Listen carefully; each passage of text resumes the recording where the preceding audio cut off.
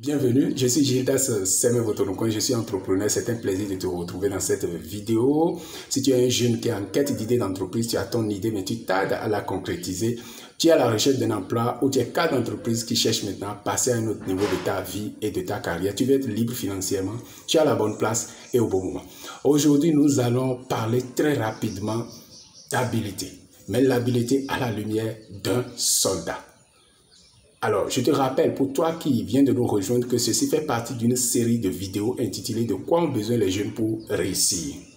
Aujourd'hui est le 3e épisode de la 6e saison, intitulé « Jeune, es-tu habile comme un soldat ?» Quand on parle d'habileté, on parle de ton expertise, on parle de ton savoir-faire. Et cela prend du temps, n'est-ce pas? Et de plus, il faut le faire consciemment. Cela ne va pas venir inconsciemment. Et quand on regarde un peu la jeunesse, le défi, c'est que nous faisons, pour certains d'entre nous, preuve de négligence, de manque de concentration. Et ceci a pour résultat de nous empêcher d'atteindre nos objectifs efficacement. Alors, quand on parle de soldats, on parle à un certain nombre de choses. On pense immédiatement à un certain nombre de choses, d'étapes. La phase de présélection, de sélection.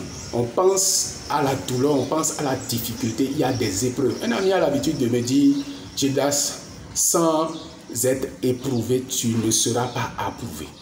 Et sans épreuve, tu n'auras pas de preuve. Quand tu vas passer la phase de présélection, c'est ça qui montre aux gens ou à l'organisation que nous ne nous sommes pas trompés de personne. Donc, malgré que tu es doué de talent, tu es doué de dons, si tu n'acceptes pas passer à travers les difficultés, les épreuves de la vie, si tu ne résistes pas, si tu ne t'installes pas dans un état d'esprit, une mentalité de succès, d'avancer à chaque fois et de ne pas considérer ces difficultés et ces blocages comme un ennemi, tu ne vas pas progresser, tu vas abandonner malgré tous tes dons, malgré tout ce que tu te dis que tu as. Deuxième chose, c'est la préparation. Quelqu'un a l'habitude de dire, toute chose de valeur dans cette vie a besoin qu'on paie le prix de la préparation. Les soldats reçoivent une préparation spéciale parce que si on ne le fait pas, c'est la vie, c'est l'intégrité de leur pays qui serait en jeu. Toi-même, tu n'es pas dédié à une mission au hasard, c'est une mission d'une importance capitale. Puisque quand tu crées une entreprise, par exemple, tu résous le problème des gens. Quand tu es dans une entreprise, par exemple, tu remplis, tu accomplis des tâches qui sont très importantes pour l'entreprise. Sinon, elle ne t'aurait pas recruté. Quelle que soit la mission que tu t'es découvert pour toi-même, cela a une importance, donc a besoin que tu te prépares. Identifie donc les préparations dont tu as besoin et prends cela au sérieux. Imagine que le soldat n'est pas préparé. Qu'est-ce qui va se passer? Troisième chose, c'est la concentration. Les soldats sont très concentrés.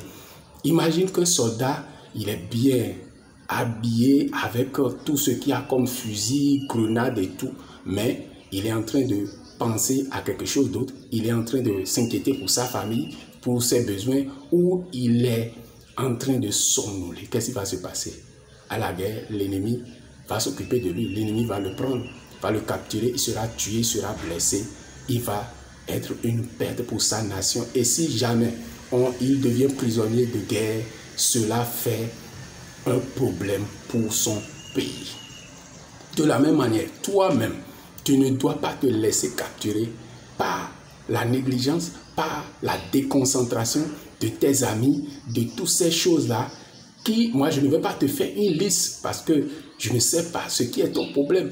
Mais la clé, c'est chaque fois de te poser la question, ce à quoi je pense, ce à quoi je veux aller en termes d'action, est-ce que cela a un rapport avec mon objectif que je me suis fixé pour cette semaine, pour ce mois, pour l'année, pour les années à venir? Quand c'est non, recadre-toi immédiatement et reviens toi-même à la raison parce que je sais que tu es un jeune responsable. La dernière chose est que les soldats n'ont pas peur de la mort. C'est pas pour autant qu'ils négligent la mort, mais ils n'ont pas peur de la mort. Imagine qu'un soldat doit s'inquiéter pour la mort. Qu'est-ce qui va se passer? Il serait mort même avant de tirer. Il serait mort même avant d'aller sur le champ de la bataille. Donc, on ne s'inquiète pas de la mort, on ne s'inquiète pas de la maladie lorsqu'on est en mission, lorsque tu as des objectifs. Tu ne dois pas t'inquiéter pour la récession économique, pour les difficultés dans ta nation, dans le pays, dans le continent. De toute façon, tu es déjà là. Alors, il vaut mieux de te concentrer sur tes objectifs et maintenant réfléchir sur les voies et moyens pour t'en sortir. Parce que les difficultés, quand tu vois, tu comptes 100 ans en arrière, tu vas consulter l'histoire, c'est comme ça. Il y a eu des difficultés, il y a eu la récession, il y a eu la dévaluation, tout un tas de problèmes. Mais les gens ont quand même, certaines personnes ont quand même réussi à sortir quand même du jeu, malgré tout. Donc toi-même, tu peux t'en sortir. C'est pour cela que tu dois désormais intégrer cette mentalité de soldat, de quelqu'un qui est en mission, afin de pouvoir être un jeune d'impact. J'espère que ceci a été utile pour toi. Si c'est le cas, like la vidéo, abonne-toi si ce n'est pas encore fait, partage la vidéo autour de toi et surtout dans les forums de jeunes. D'ici là, porte-toi très bien et ciao, ciao.